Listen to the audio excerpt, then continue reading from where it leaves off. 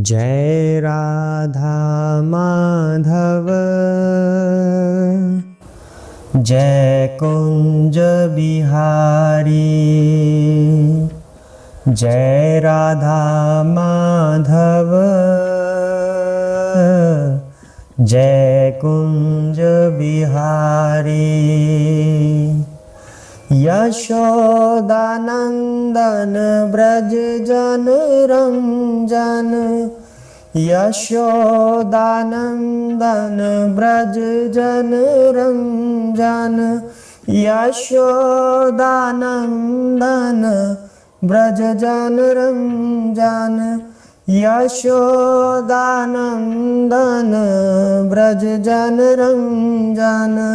यमुना तीर वनचारी, जय राधा माधव, जय कुंज बिहारी। जय राधा माधव, जय कुंज बिहारी। हरे कृष्णा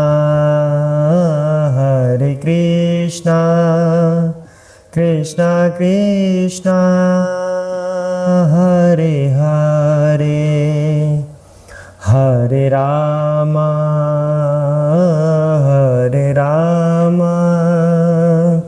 राम राम हरे हरे। हरे कृष्णा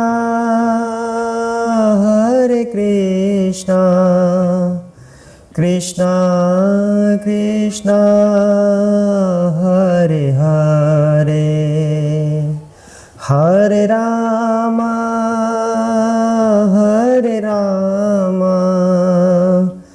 राम राम हरे हरे। हरे कृष्णा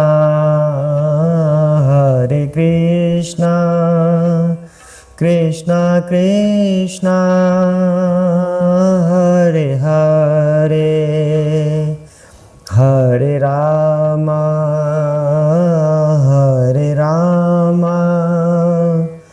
राम राम हरे हरे। हरे कृष्णा। जय श्री गणेश, जय श्री व्यास देव की, जय हो चैतन्य महाप्रभु की, जय श्रील प्रभुपाद, जय श्री नारद मुनि, सरस्वती माता की जय हो, शिव शंकर भोलेनाथ, पार्वती माता की जय हो, जय सिया राम, राधे कृष्णा, सभी के गुरु महाराज की जय हो, जय बजरंगबली हनुमान की। हरे कृष्णा। ओम नमो भगवते वासुदेवाय। आइए पाठ को आगे बढ़ाते हैं। श्रीमद् भागवत कथा 68वां दिन आज होने वाला है। आज 68वां दिन है श्रीमद् भागवतम का। 6ठा अध्याय आरंभ हो चुका है और पहला स्कंद 68वां दिन। तो श्रीमद् भागवतम में श्री व्यास देव जी श्री नारद मुनि से पूछ रहे हैं कि आपके जीवन का वृतांत सुनाइए।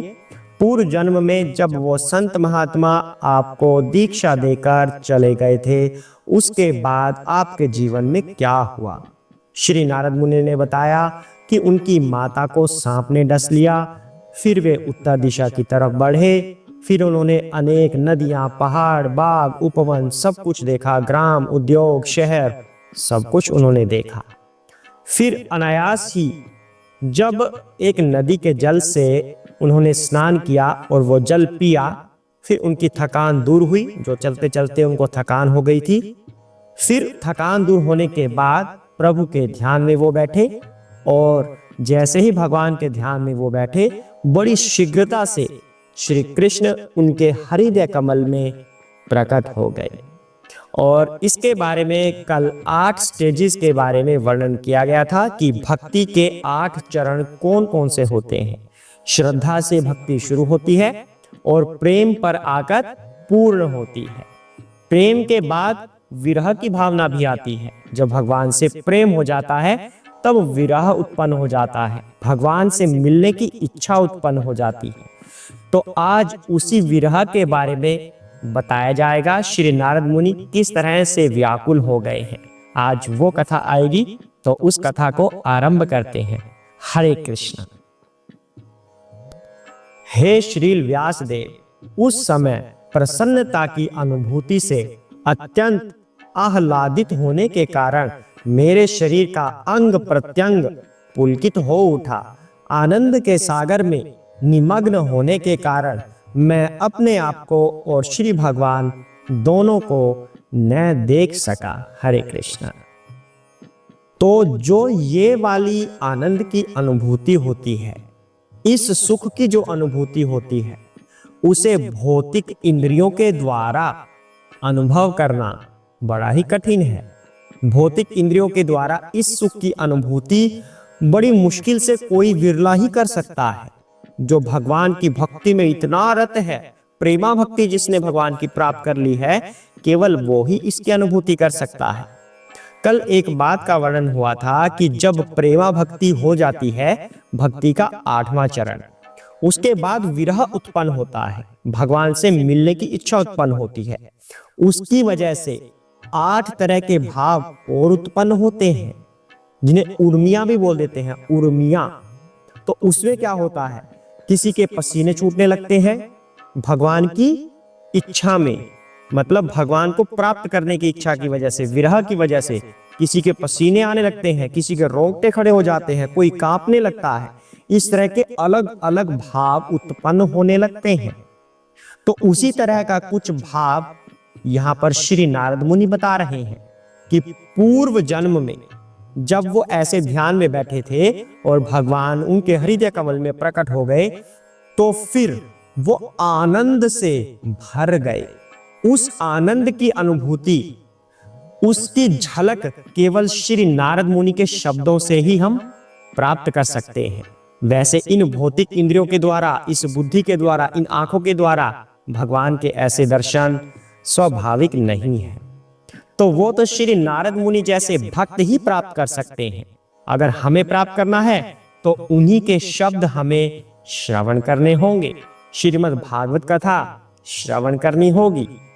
जब भगवान के दर्शन हो जाएं, मतलब अनुभव हो जाए, जैसे श्री नारद मुनि को ऐसा अनुभव हुआ था भगवान का, तब जो हमारी इंद्रियां होती हैं वे आध्यात्मिक स्तर तक पहुंच जाती हैं।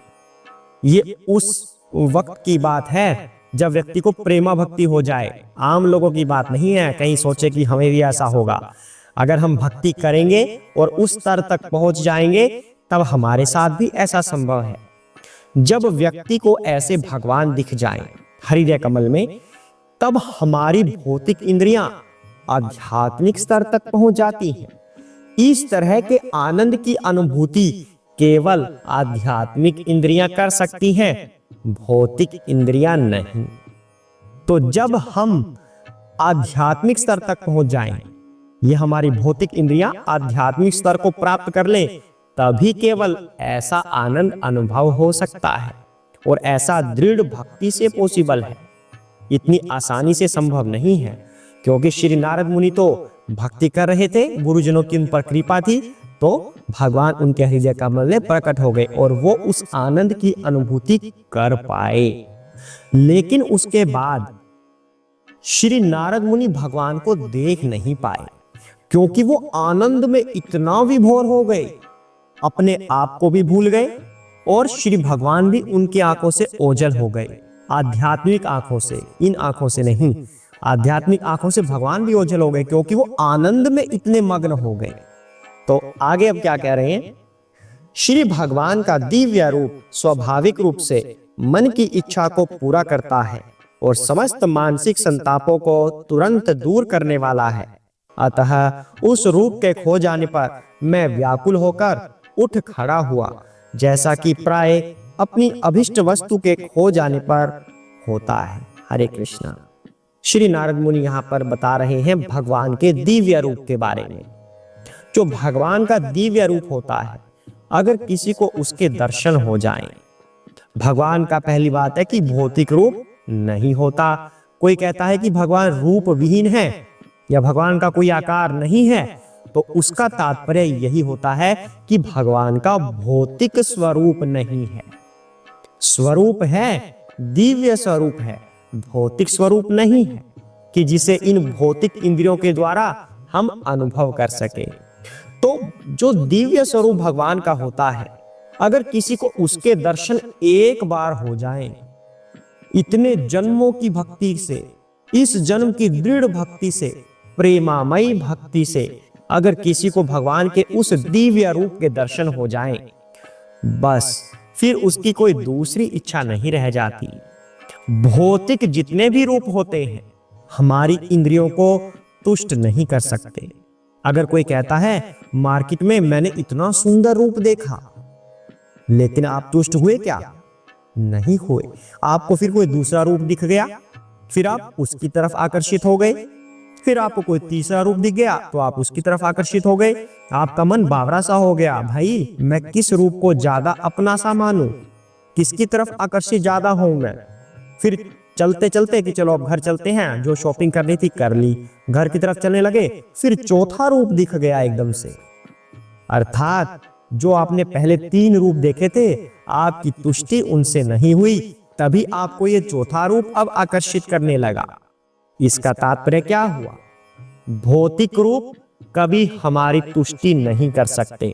हमारी इच्छा जो की त्यों बनी रहती है नए नए रूप देखने की। एक रूप से हम तुष्ट कभी हो ही नहीं सकते, और जितने सारे हम अलग अलग रूप देखते जाएंगे हमारी इच्छा और बढ़ती जाएगी कि हम और अनेक अनेक अलग अलग रूप देखें। तो भौतिक रूप कभी भी हमारी इस इच्छा की तुष्टि नहीं कर सकता। लेकिन जिसने भगवान का दिव्य रूप एक बार देख लिया अपनी दिव्य भक्ति से, फिर उसकी कोई दूसरा रूप देखने की इच्छा नहीं रह जाती। वही रूप उसके हृदय कमल में बस जाता है। फिर उसे संसार के सभी रूप तुच्छ लगने लगते हैं, क्योंकि उसने हायर टेस्ट प्राप्त कर लिया है। जब ऊंचा स्वाद मिलेगा तब नीचे वाले स्वाद को कौन देखेगा? जब आम मिल रहा हो तब सेब कौन खाता है? तो जब ऐसी अवस्था श्री नारद मुनि की आई कि उन्होंने दिव्य स्वरूप देख लिया, और अब वो उनकी इन दिव्य आंखों से ओझल हो गया, क्योंकि वो आनंद में इतने विभोर हो गए कि अनायास ही भगवान अदृश्य हो गए। और जब ऐसा होता है कि कुछ हमें देखना है और वो दिख नहीं रहा, तो एकदम से हम आतुर हो जाते हैं। और नारद मुनि के साथ ऐसा ही हुआ, और वो एकदम से उठ खड़े हुए, कहाँ है भगवान, कहाँ है भगवान, कहाँ चले गए मेरे स्वामी? इस तरह से श्री नारद मुनि का ऐसा हाल हो गया जैसे कि कोई उनकी वस्तु खो गई हो, प्रिय वस्तु खो गई हो। जैसे छोटा सा बच्चा, अगर उसका कोई खिलौना गुम हो जाता है तो वो कैसे रिएक्ट करता है? बिल्कुल पागलों की तरह हो जाता है। कहाँ है मेरा खिलौना, कहाँ है मेरा खिलौना? यहाँ ढूंढेगा, वहां ढूंढेगा, खड़ा हो जाएगा। इस तरह से श्री नारद मुनि की हालत हो गई जब श्री भगवान ओझल हो गए उनकी दिव्य दृष्टि से। तो आगे अब श्री नारद मुनि क्या कह रहे हैं? मैं श्री भगवान के उस दिव्य रूप को पुनः देखना चाहता था, लेकिन अपने हृदय में एकाग्र होकर उस रूप का दर्शन करने के संपूर्ण प्रयासों के बावजूद मैं उन्हें फिर से न देख सका। इस प्रकार असंतुष्ट होने पर मैं अत्यधिक संतप्त हो उठा। हरे कृष्णा। कह रहे हैं नारद मुनि, मुझे वह रूप दोबारा देखना था। अब भौतिक रूप की कोई इच्छा नहीं। वैसे तो श्री नारद मुनि को तो पहले भी इच्छा नहीं थी, लेकिन ये हम जैसे तुच्छ लोगों की बात हो रही है कि भौतिक रूप हमें तुष्ट नहीं कर सकता। श्री नारद मुनि की तरह हमें भक्ति करनी चाहिए, जिससे हम भगवान के दिव्य रूप के दर्शन कर सकें।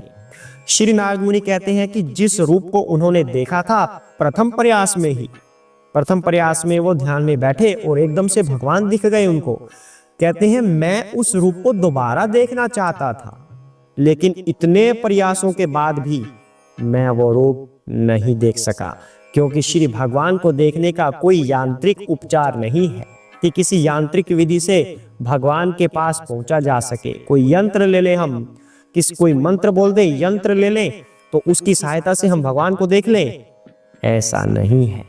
भगवान के दर्शन तो केवल उन्हीं की कृपा से, उनकी अहेतु की कृपा से ही हमें हो सकते हैं, जैसे कि श्री नारद मुनि को प्रथम प्रयास में हो गए। जब भक्ति, अनन्य भक्ति जब व्यक्ति करता है, दृढ़ भक्ति करता है, तब उसके अंदर प्रेम जागृत होता है भगवान के लिए। उस प्रेम के वशीभूत होकर श्री भगवान अपने भक्त को दर्शन देते हैं। ये भगवान की कृपा से होता है, ना कि हमारे प्रयासों से। तो नारद मुनि कई बार प्रयास कर चुके कि भगवान को दोबारा देखा जाए, पर भगवान नहीं दिखे, क्योंकि एक बार भगवान उन्हें दर्शन दे चुके। जो भक्ति उन्होंने की थी उसका फल भगवान ने उन्हें एक बार दे दिया। अब कल जो हमारा एपिसोड आएगा, कल भगवान बोलेंगे। अब श्री नारद मुनि जब संतप्त हो उठे, व्याकुल हो गए कि भगवान क्यों नहीं दिख रहे, तो अब भगवान बोलेंगे और कल क्या कहेंगे श्री नारद मुनि को, वो तो कल ही पता चलेगा। आज के लिए इतना ही करते हैं। ध्यान पूर्वक श्रीमद् भागवतम सुनते रहिए और श्री राधे राधे जपते रहिए, हरे कृष्ण महामंत्र जपते रहिए और साथ में नीचे लिख भी दीजिए, हरे कृष्णा। ओम नमो भगवते वासुदेवाय।